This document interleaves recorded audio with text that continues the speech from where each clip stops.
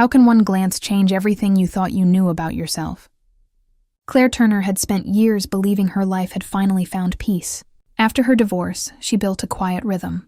Early mornings with coffee, long hours at the community library where she worked, and evenings spent in her cozy home with her 17-year-old son, Jacob.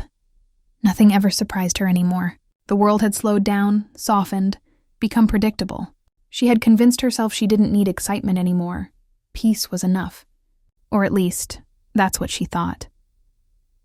Everything changed the day Jacob brought Ethan home. Ethan was polite, well-spoken, and carried himself with a calm maturity unusual for his age. He had warm hazel eyes, a quiet charm, and a way of listening that made people feel heard. Claire noticed it instantly, the way he looked her straight in the eye when she greeted him, the easy smile that followed. He wasn't like other teenage boys who mumbled quick hellos and ran off to Jacob's room. Ethan stood there a moment longer, like he was really seeing her. At first, Claire dismissed it as nothing. She'd met dozens of Jacob's friends over the years, all loud, playful, and uninterested in small talk. Ethan was just different, that's all. Still, something about him stayed in her mind long after the boys disappeared upstairs. Maybe it was the way he'd said, "It's nice to finally meet you, Mrs. Turner," in that soft, sincere tone, like he meant it. Days passed, and Ethan started coming over more often. The three of them would sit in the kitchen sometimes, Jacob laughing about school while Ethan listened and occasionally threw in a thoughtful comment that made Claire smile. He was bright, kind, the kind of boy any mother would be proud to see her son spend time with.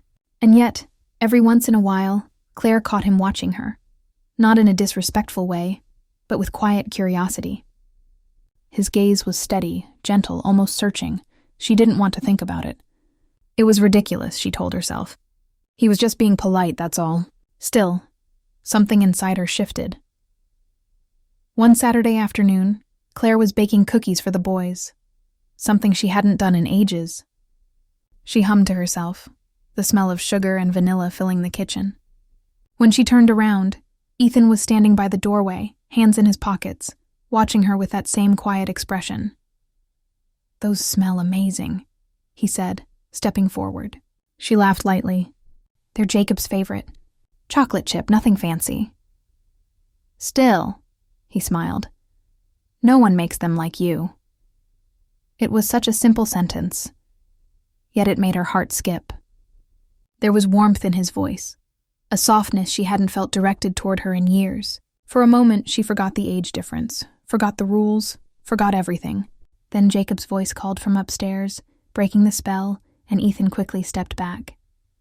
That night, Claire couldn't sleep. Her mind replayed the look in Ethan's eyes. It wasn't attraction, not exactly, but something deeper, something she couldn't define. She hated that she noticed. She hated even more that it made her feel alive. Weeks went by, and the visits continued. Ethan helped Jacob with a science project, stayed late working on presentations, and often joined them for dinner. Sometimes, when Jacob would excuse himself to take a call or grab something upstairs, the silence between Claire and Ethan felt heavier than it should.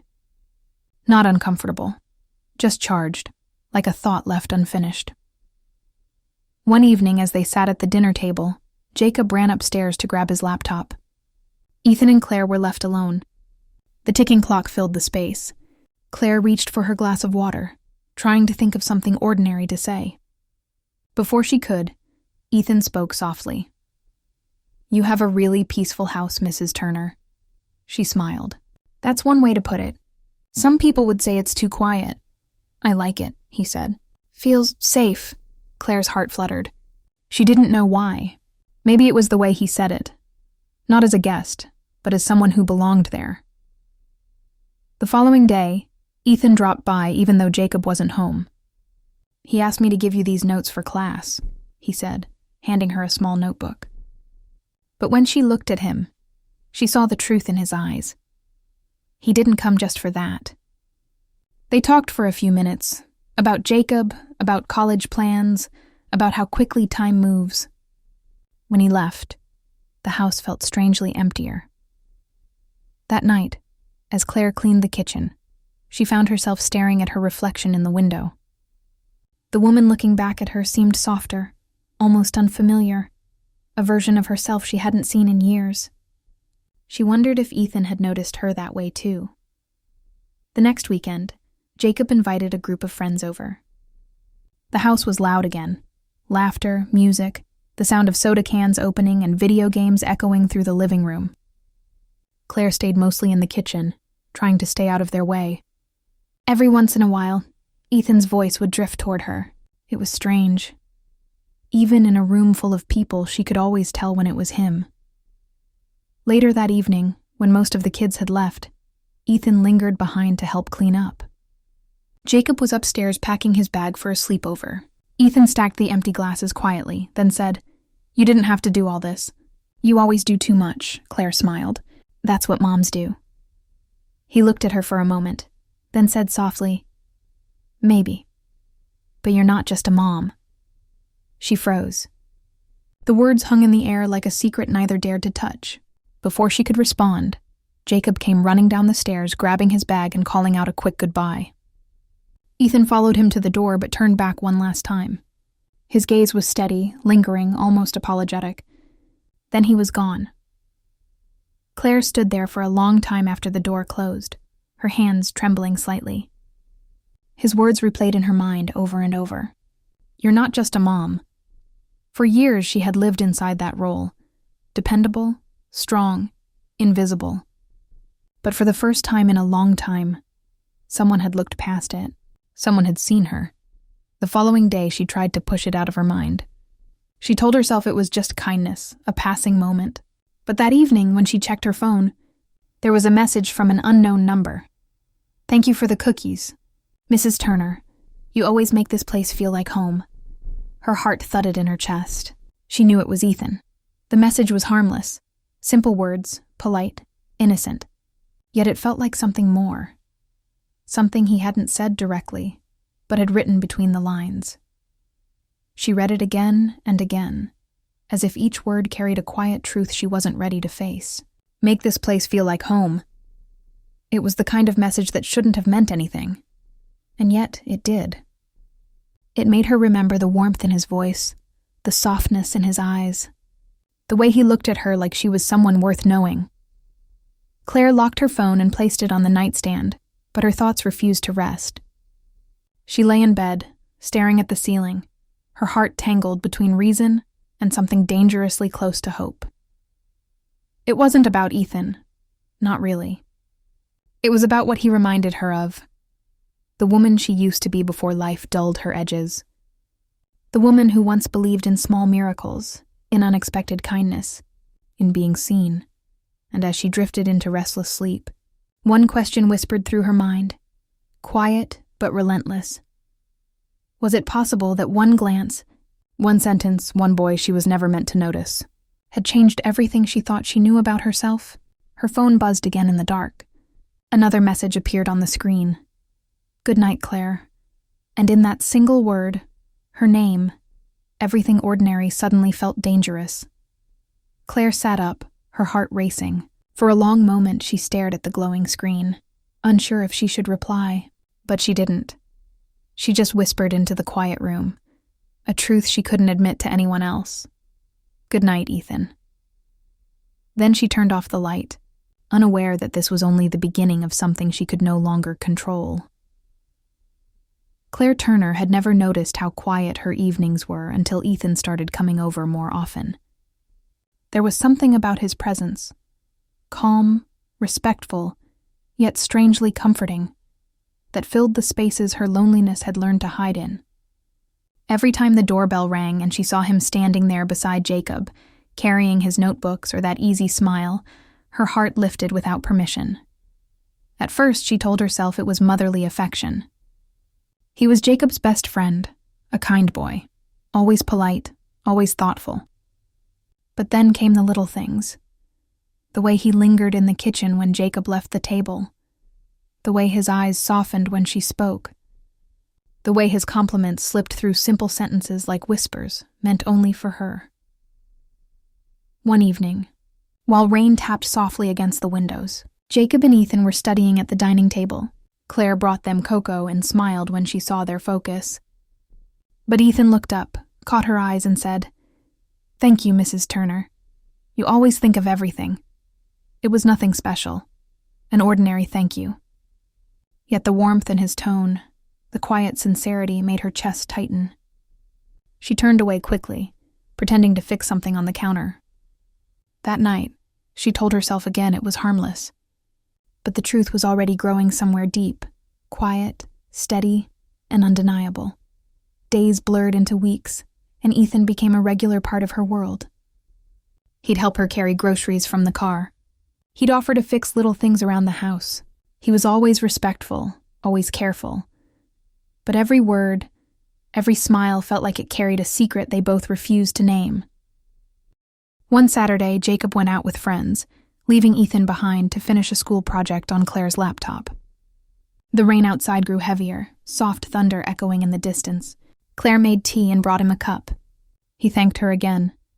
That same gentle tone, that same look that made her forget for a moment how many years stood between them.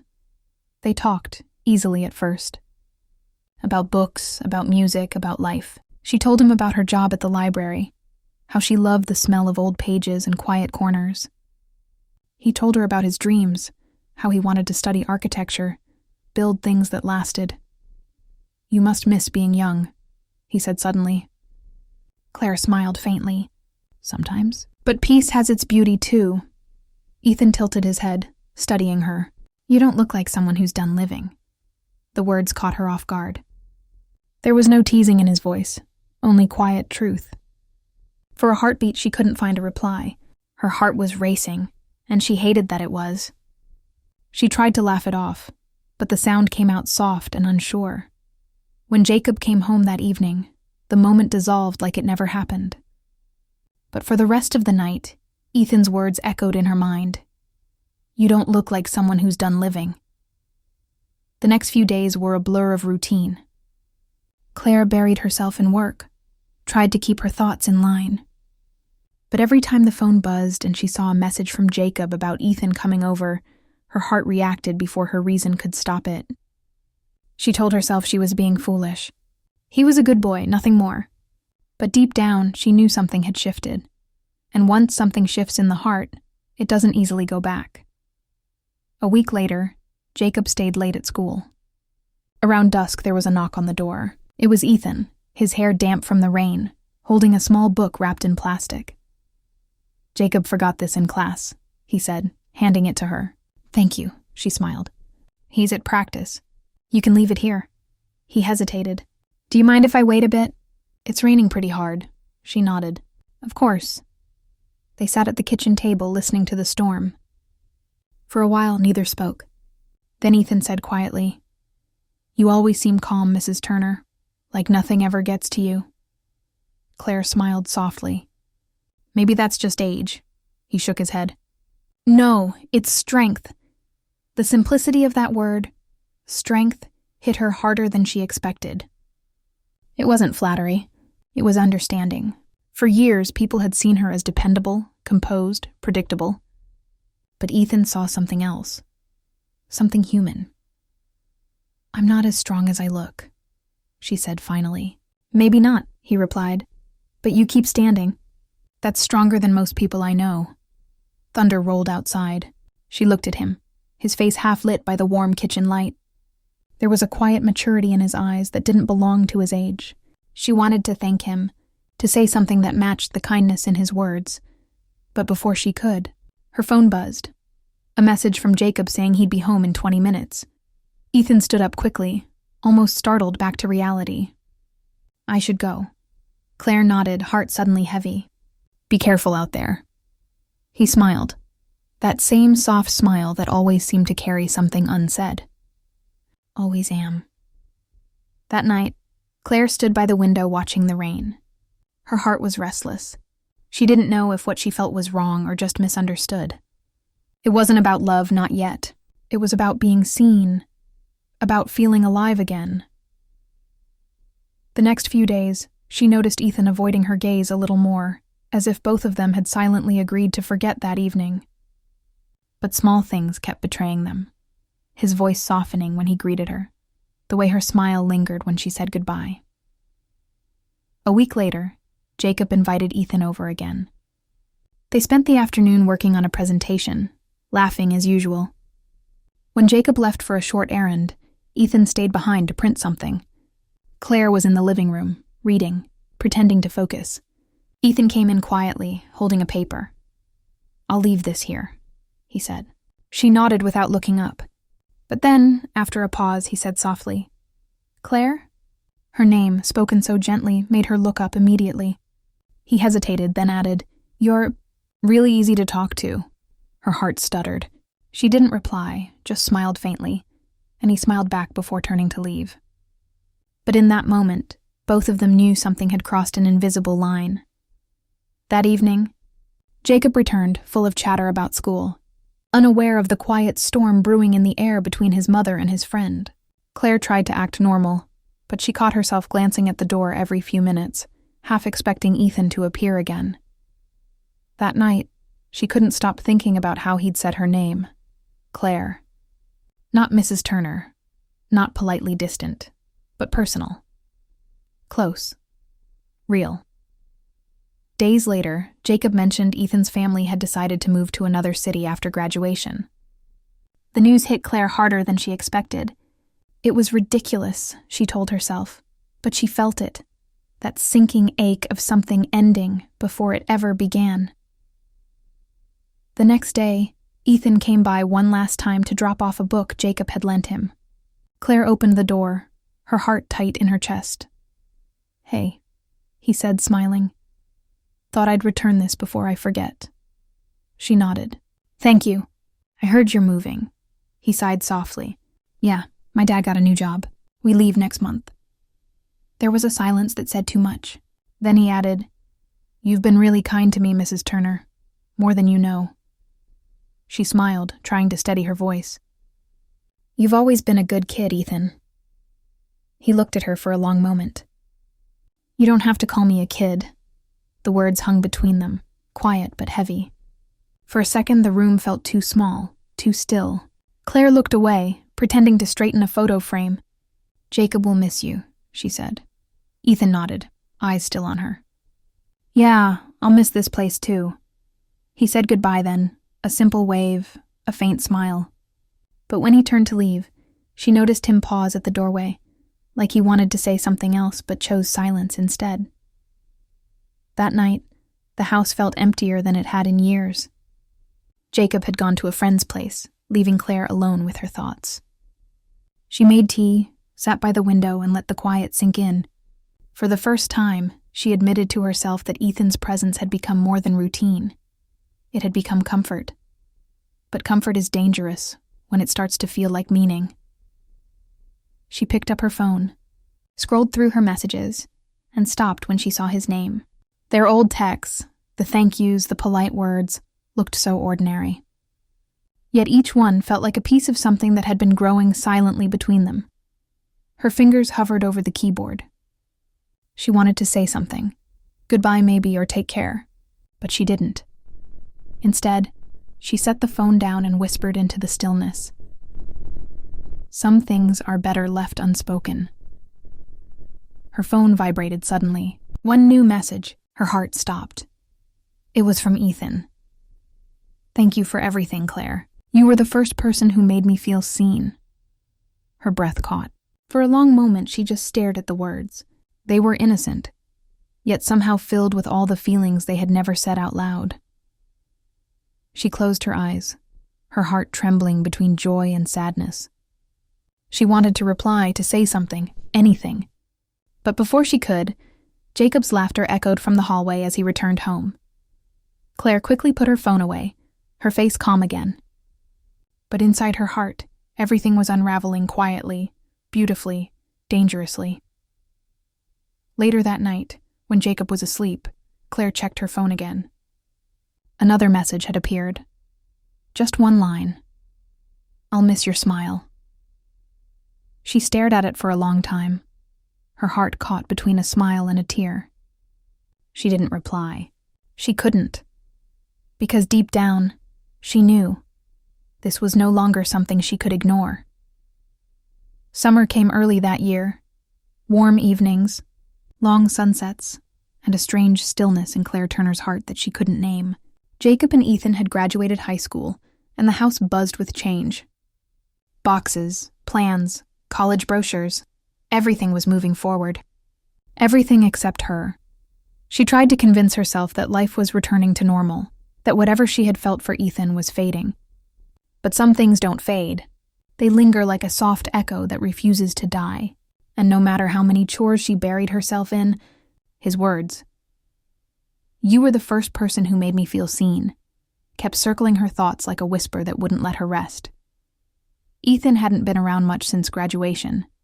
He was preparing for college out of state, busy packing, attending family gatherings, saying his goodbyes. But every now and then there'd be a small reminder, Jacob mentioning his name, a photo on social media, or a message that Claire never expected. "Hi, Mrs. Turner. Hope you're doing okay. Just saw a book in the store that reminded me of you. Simple, innocent, harmless, yet every message pulled her back into the memory of that summer. The quiet conversations, the way his eyes seemed to hold words he never spoke." Claire responded politely, keeping her tone formal, distant. But deep down, she knew she wasn't ready for him to leave. There was an ache she didn't understand. Not love, not exactly, but a kind of attachment that scared her. It wasn't romantic in the way people talked about love. It was something quieter, deeper, built on unspoken connection and the ache of being seen by someone who shouldn't have looked that closely. One afternoon, while Jacob was at work, Claire heard a knock on the door. She opened it, and there he was. Ethan. He looked older somehow, more grown, his hair a little shorter, his expression calm but nervous. "Hi," he said almost shyly. "I just wanted to drop by before we leave next week." Her heart skipped, but she forced a steady smile. "Of course. Come in." They sat at the kitchen table, the same place where so many quiet conversations had once happened. The sun fell softly through the curtains, painting the room in gold. For a few minutes, neither spoke. Then Ethan broke the silence. "It feels strange," he said. "Leaving. Everything's changing so fast." "It always does," Claire replied. "You'll adjust. You're going to do great things." He smiled faintly. "You always say that." "Because it's true." He looked at her for a long moment. Really looked. And she felt it again. That silent current that ran between them. The one she tried so hard to ignore. "Do you ever miss being young?" he asked softly. She laughed gently. "More than I should admit." "Then don't," he said. "You don't seem old to me." His tone was so calm, so natural, but the meaning behind it hit her like a wave. She looked away, trying to steady her voice. "Ethan, you're kind, but—" He interrupted quietly. "I'm not trying to be kind." The air between them thickened. For a moment, neither moved. She could hear her heartbeat, fast, uneven. Then she stood abruptly, pretending to tidy the counter. "You should probably go before Jacob gets back." He nodded slowly, stood up, and for a second, it seemed like he would leave. But instead he said quietly, "I meant what I said last time. You made me feel seen. You made me believe I could be more." Before she could answer, the front door opened. Jacob's voice filled the air. Ethan stepped back, his expression unreadable. "Goodbye, Mrs. Turner," he said softly, and walked out the door. That night, Claire sat on her porch long after everyone had gone to sleep. The world was quiet, but her mind wasn't. His words kept replaying, not in a way that made her blush, but in a way that made her ache. She had spent so many years holding herself together, hiding behind routines, convincing herself that love was something that only belonged to the past. But Ethan had unknowingly broken that illusion, not with romance, but with something far more dangerous: tenderness. The next few days passed in silence. Then, the night before Ethan's departure, her phone buzzed. "I wanted to say goodbye. Could I see you? Just for a minute." She stared at the message for a long time. Logic told her to ignore it. She was older, wiser, and she knew what was right. But her heart, her tired, lonely heart, whispered something else. Minutes later, she found herself standing at the park near her house. The air was cool, the sky deep with stars. Ethan was already there, sitting on the bench under the old maple tree. He looked up when he saw her. "I didn't think you'd come," he said. "I shouldn't have," she replied quietly. "But you did." They stood in silence for a while.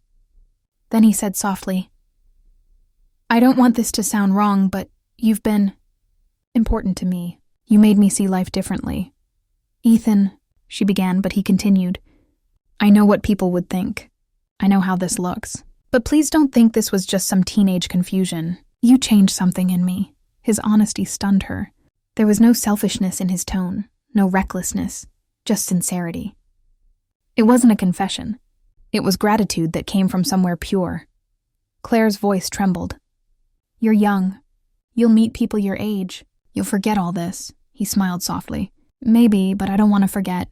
You're the reason I know what kindness feels like." She couldn't speak. The night air felt heavier, pressing against her chest. Every rule, every boundary, every piece of reason screamed for her to walk away. But emotion is stronger than reason when it comes quietly, when it comes dressed as truth. "Ethan, you should go," she whispered. He nodded, stepping closer, his voice low. "You'll remember me?" She smiled sadly. "Always," he hesitated as if searching for words. Then finally he said the sentence that would stay with her for years. "You were the first person who made me believe I was more than just a kid." Claire felt tears burn behind her eyes. She wanted to say something, to tell him how much his kindness had healed a part of her she thought was gone. But the words wouldn't come. She just nodded, unable to speak. He gave her a final look, not longing, not regretful, just grateful, and turned to leave. When he disappeared into the distance, Claire stood there under the streetlight, frozen between two worlds, the one she lived in and the one that could never exist. Back home, she sat by the window, watching the rain start to fall again. The same rain that had once filled their silences now carried his absence. Her phone buzzed once. A new message. "There are things I never said. Maybe someday I will." Her breath caught. She stared at the message until it blurred through her tears. The ache inside her wasn't about what had happened. It was about what never could. The next morning, Ethan was gone.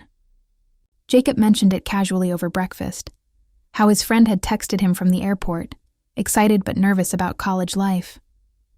Claire nodded, smiling faintly, pretending everything was normal. But inside, something felt different, quieter, emptier, like a chapter had closed before she was ready. Days turned into weeks. Life moved on, just as it always does, but some moments don't move. They stay lodged in memory like soft fingerprints on glass. Every time Claire walked past the kitchen window, she remembered the sunlight on his face. Every time it rained, she heard his voice again, gentle, calm, full of understanding. She never told anyone about that night in the park. It wasn't a secret born of shame. It was one born of tenderness. Something too fragile for the world to understand.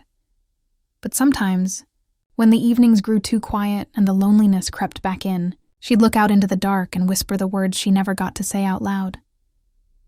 "Thank you, Ethan, for reminding me I was still alive." Cliffhanger. One night, weeks later, as Claire was closing the library, a small envelope fell out of a returned book.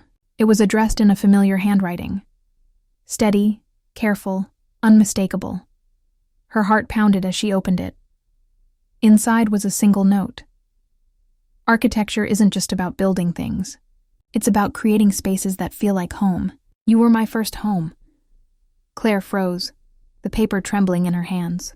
The library lights flickered, and she stood there in silence, heart full, eyes wet, the world around her fading away. Because even though he was gone, she knew. Some connections don't end with distance. Some simply wait, quietly, until life brings them back again. The years moved quietly after Ethan left. The laughter that once filled Claire Turner's house had grown softer, replaced by the hum of ordinary days, morning coffee, books stacked by the window, and the stillness of a woman who had learned how to live with echoes. Jacob had finished college and taken a job in another city, visiting only on holidays. Claire didn't mind the solitude anymore, or at least she told herself she didn't. But sometimes, when the evening light hit the kitchen walls just right, she'd remember that summer, the warmth in Ethan's eyes, the words that had stayed with her. "You were the first person who made me believe I was more than just a kid." She never spoke of him again. Not to Jacob, not to anyone.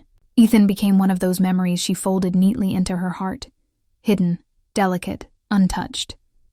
Life carried on, and with every year she convinced herself that whatever had once existed between them had faded like an old photograph.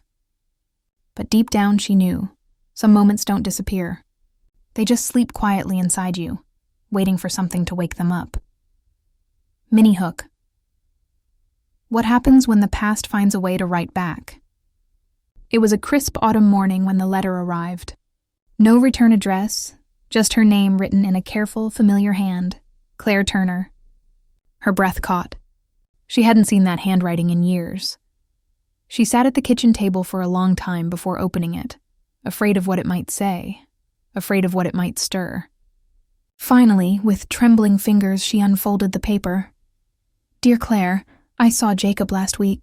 He's doing great. You should be proud. I didn't say hello.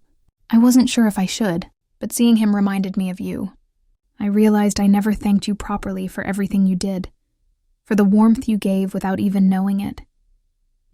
You taught me what kindness looks like, what love feels like, even when it's never spoken." Her eyes blurred before she reached the end. The paper felt heavier than it should. For a moment she sat there frozen, staring at the words. She could almost hear his voice, older now, more certain, but still carrying that same quiet sincerity that had once disarmed her. The letter wasn't romantic. It wasn't dramatic. It was gentle, like the closing of a door that had been left open for too long. And yet, every sentence held emotion she could still feel beneath her skin. Mini hook. Can time really erase what the heart once knew? The rest of the day passed in a haze. Claire couldn't focus at work. She kept seeing that letter in her mind, the way he'd written love feels like, even when it's never spoken. That night, she sat by her window, the letter folded neatly beside her tea. Outside, the streetlights flickered against the cold, and the wind carried the smell of rain. It felt like the world had looped back, like she was standing in that same summer again, the night he'd told her goodbye. She wondered what kind of man he had become. Was he happy? Did he ever look back? Part of her wanted to write back, to tell him that she had never forgotten, that his words had changed her, not in a way people would understand, but in the way that mattered most. He had reminded her that she could still feel, still hope, still believe in connection. But she didn't. Some goodbyes are meant to remain untouched. Instead, she placed the letter in her favorite book, the one she used to lend him, and whispered, "You don't owe me thanks, Ethan. You were the reminder I didn't know I needed." Mini hook. Sometimes love doesn't end. It simply changes shape. Months passed. The letter became part of her quiet rituals. She'd take it out sometimes on lonely nights, read it slowly, and smile. It didn't hurt anymore, not the way it used to. It just warmed her heart with something close to peace. One spring afternoon, while helping organize a community art fair, Claire saw a small display booth labeled Turner and Hale Architecture. She froze. The name Hale hit her instantly. It couldn't be, could it? Her eyes scanned the display. Drawings of buildings, sketches of modern homes, blueprints filled with light and open spaces. Each one carried something familiar, a certain warmth, a sense of belonging. She leaned closer to read the small plaque beneath one of the models, designed to feel like home, not just a place, but a feeling. Her heart stilled. That phrase, he had said something like that once, years ago, under the soft glow of the kitchen light. She asked one of the volunteers, "Who's the designer?" The young woman smiled. "Ethan Hale, local architect. He's out of town today, but his firm is growing fast. Everyone loves his work." Claire managed a small smile. "I can see why." When she walked away, her eyes glistened, not with sadness, but with something gentler. Pride. Gratitude. A quiet realization that maybe in some small way, she had helped shape the man he became, Minnie Hook. Can a memory feel like closure? That evening, she wrote in her journal, something she hadn't done in years. Some people come into your life not to stay, but to remind you who you are. Love doesn't always need a future. Sometimes it just needs a moment. One pure, honest moment that changes how you see yourself forever. She closed the notebook and felt a calm she hadn't known in years. It wasn't about longing anymore. It was about gratitude. For what was, for what could never be, and for the small miracles that had taught her heart to beat differently. A week later, Claire received an invitation in the mail. It was for an art and architecture gala downtown. The sender? Turner and Hale. Her heart fluttered again. She hesitated for days before deciding to go. The night of the event, she stood before the building, elegant, filled with laughter and light. Inside, models and sketches lined the walls. People moved gracefully between them, sipping wine and talking about design. Claire walked slowly through the exhibit, her eyes landing on one particular model. A modern house with soft edges, a wide porch and large kitchen windows that faced the sunset. The small card beside it read, "Inspired by the home that changed how I saw love." She stood frozen. It was her house. Every detail, the porch, the layout, even the window where she used to stand and watch the rain. Her breath trembled. She looked around, hoping to see him, but he wasn't there. Instead, one of the assistants handed her a small, sealed envelope. "Mr. Hale asked me to give this to you if you came." She opened it slowly, her hands unsteady. "Claire, I didn't know if you'd come, but if you did, thank you. I wanted to build something that felt the way you made me feel years ago. Safe, understood, seen. I never told you this, but every home I design has a little of you in it. The way your house felt, warm, simple, full of light, that became my foundation. You taught me that love doesn't have to be said. It just has to be felt." E. Her tears fell quietly, not from sadness, but from something deeper, a sense of completion. She had always wondered what became of that boy who once looked at her differently. Now she knew. He had found his way, carried her kindness with him, and turned it into something beautiful. Minnie Hook. But what if some stories aren't finished, just paused?